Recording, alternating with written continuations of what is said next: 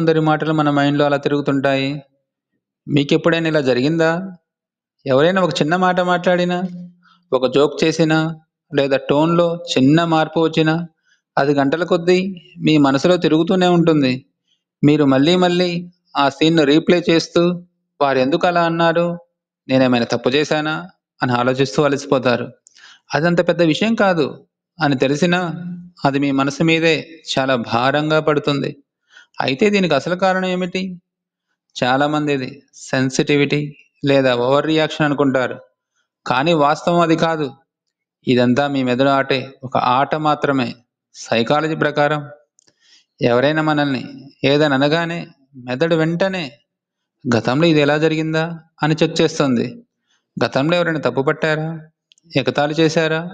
ఆ పాత జ్ఞాపకాలను ఇప్పటి మాటలతో మెదడు కనెక్ట్ చేస్తుంది. అందుకే చిన్న మాట చాలా పెద్ద బాధలా అనిపిస్తుంది. ఇది ఓవర్ రియాక్షన్ కాదు. Emotional memory reaction. సింపుల్‌గా చెప్పాలంటే మన ఎమోషన్స్ వైఫై పాస్వర్డ్‌ల లాంటివి.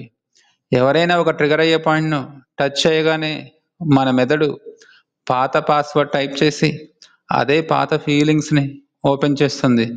అందుకే మనకు నన్ను తప్పుగా అనుకున్నారేమో అనిపిస్తుంది. నిజానికి అది వారి మాట కాదు. మన మెదడు గుర్తు చేసే మన గతం.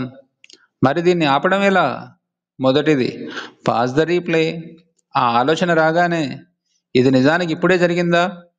లేదా నా మెదడు పాత టేప్ ప్లే చేస్తుందా? అని మిమ్మల్ని మీరు ప్రశ్నించుకోండి. రెండవది షిఫ్ట్ యువర్ స్టేట్.